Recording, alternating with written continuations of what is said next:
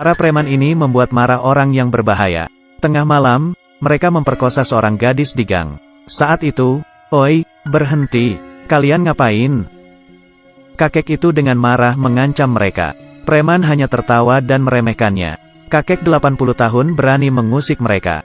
Tapi, sedetik kemudian, ia meninju seorang preman. Menghadapi preman yang mengepungnya, kakek itu sama sekali tak gentar, bahkan menantang duel. Kakek tak mengira, aturan preman di sana sudah berubah. Preman mengeroyoknya tanpa ampun. Tidak aturan lagi di sana. Akhirnya, kakek itu dihajar hingga tewas. Para preman tak tahu, mereka menghadapi bahaya besar.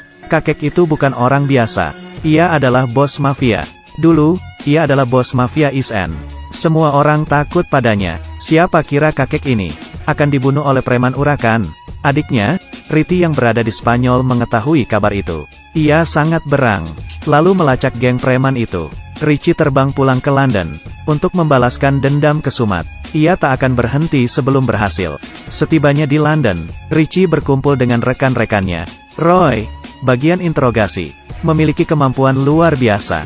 Ia ahli menyiksa orang, dan tahu apa orang itu bohong hanya dengan melihatnya. Arthur, penegak hukum, orangnya mudi dan sadis. Tak ada yang berani mengganggunya. Algojo, Butch, tak punya hati. Ia dapat memutilasi orang hanya dalam 15 menit. Richie, ketua mafia sudah pensiun 20 tahun. Meski sudah tua, jiwanya masih muda. Mereka semuanya sadis. Richie bersumpah akan mencari pembunuh kakaknya, dan membalaskan dendam. Ia mengacuhkan larangan polisi, dan masuk ke TKP dengan percaya diri. Selain noda darah, bukti lainnya sudah diamankan polisi. Demi mendapat petunjuk, Richie menemui Jack, yang merupakan mantan polisi. Dulu mereka berkolusi untuk berkuasa, dan sama-sama mengatur kota. Di zaman itu, selain Bohau dan Leiluo, di barat juga ada Richie dan Jack. Perbedaannya adalah mereka berdua sudah pensiun. Yang satu pindah ke Spanyol dan jadi pebisnis. Yang satu lagi pensiun dalam damai. Jack memberi Richie petunjuk. Tapi, videonya tidak jelas. Satu-satunya saksi adalah korban. Akhirnya, Richie menemui gadis yang mau diselamatkan kakaknya. Gadis itu berkata, sebuah nama, Aaron. Ia adalah pimpinan preman yang telah membunuh kakak Richie. Richie tak peduli ia dari geng apa, dan tak peduli sekuat apa dia, karena ia membunuh kakaknya. Richie akan menghabisinya sampai ke akar-akarnya. Pokoknya, mata ganti mata, gigi ganti gigi.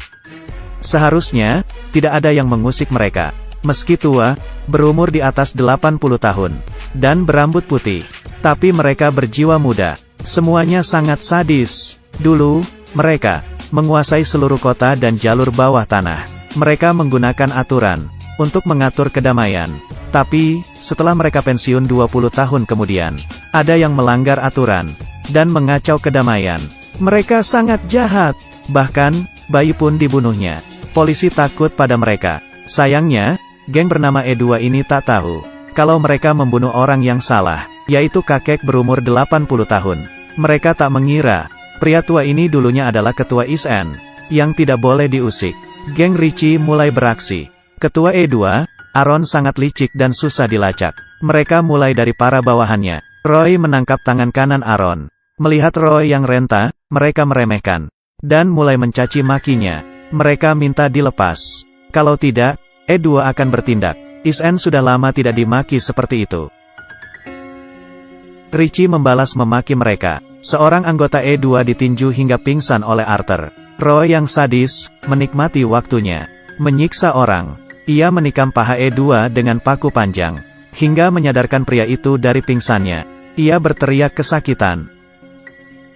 Melihat beragam senjata di tangan Roy, ia sekarang ketakutan. Tapi, sudah terlambat. Tulang yang keras kalah melawan mata bor. Pria itu pingsan lagi. Temannya pucat pasi dan minta ampun. Ia berjanji akan membawa Aaron pada mereka. Arthur tahu ia berbohong. Tapi, Richie melepaskannya. Begitu ikatan dilepas, ia lari. Tapi, pria itu tak mengira, Richie akan sekejam ini. Mustahil untuk membohongi Richie. Richie melepas ikatannya, karena ia pantang membunuh orang terikat. Sekarang ISN tahu, tidak ada yang berani membocorkan lokasi Aaron. Pria yang dibor tadi mati kehabisan darah. Richie tak peduli. Balas dendam yang kejam baru akan dimulai. Karena tak menemukan lokasi Aaron, Is-en membunuh bawahannya secara membabi buta. Mereka menikmati perburuan kali ini. Mereka menanyai bawahan Aaron satu persatu. Tapi, semuanya tutup mulut. Setia sekali, ya, pria ini tak mempedulikan nyawanya. Dan malah memaki keluarga mereka. Richie terlalu sayang dengan keluarganya. Akhirnya, ia berang dan menghajarnya. Pria itu pun pingsan. Karena terlalu marah, jantungnya kambuh. Richie dilarikan ke rumah sakit. Tapi, Is-en tak tahu, kalau gadis korban itu, sudah menjual mereka. Geng E2 datang ke rumah sakit. Mereka membawa pistol kedap suara, untuk menghabisi 4 kakek renta. Wanita ini datang, dan menembaki kasur. Ia kira ia berhasil. Tapi, itu rupanya jebakan. Percuma saja mereka membawa senjata, karena mereka sudah dikepung. Mendengar suara tembakan, Aaron merasa ada yang salah. Ternyata, Richie bersandiwara. Ia pura-pura sakit jantung, dan menyuruh korban berkhianat. Tujuannya adalah memancing Aaron keluar, dan memburu mereka di rumah sakit, lalu membasminya sekaligus. Tapi, Aaron melawan mati-matian. Aaron tak mengira, yang ia tembak adalah orangnya. Di tengah adu tembak, Is-en tetap tenang. Mereka sudah biasa tembak-tembakan. Meski tua, mereka tidak lamban. Sekali tebas, lawannya berteriak minta ampun. Arthur menembak, dan membunuh satu musuh. Ia menembak tabung pemadam. Di tengah asap, mereka terus menembak. Meski Is-en kalah jumlah, tapi mereka sudah menyiapkan semua. E2 menangkap gadis tadi, dan menjadikannya sandera. Dengan santai, Richie dan gengnya menyerah. Aaron sangat marah. Tapi, saat itu, Aaron dikhianati oleh temannya. Richie segera memungut pistol Aaron. Teman-temannya berteriak, tembak. Tapi, Richie punya kebiasaan. Sebelum menembak ia harus memasukkan peluru 3 kali. Terlambat sudah. Richie membuang pistolnya dan bersiap-siap. Ia meninju Aaron hingga terkapar. Aaron memungut pistolnya. Ia menodong Richie. Tapi, saat itu polisi datang. Aaron berteriak ia akan membunuh Richie. Tapi, ternyata pistolnya kosong. Polisi mengepung mereka. Melihat pistol, polisi langsung menembak. Semua ini adalah rencana Richie yang cerdik. Ia meminjam tangan polisi, supaya tangan Is-en bersih. Untung saja perhitungan mereka tepat. Is-en di sini adalah korban. Polisi tidak bisa menghukum mereka. Mereka adalah geng mafia Is-en, yang berani dan pintar menyusun strategi. 4 kakek 80 tahun. Bersatu menumpas E2, geng preman urakan. Sekaligus membalaskan dendam. Tak ada yang mengira ini hanya permulaan. Richie berpamitan dengan sedih. Ia akan menetap di London, untuk menegakkan kedamaian di kota, dan memberantas preman. Ia ingin kembali jadi mafia, dan mengajari anak-anak muda. Peraturan dan moral harus ditegakkan.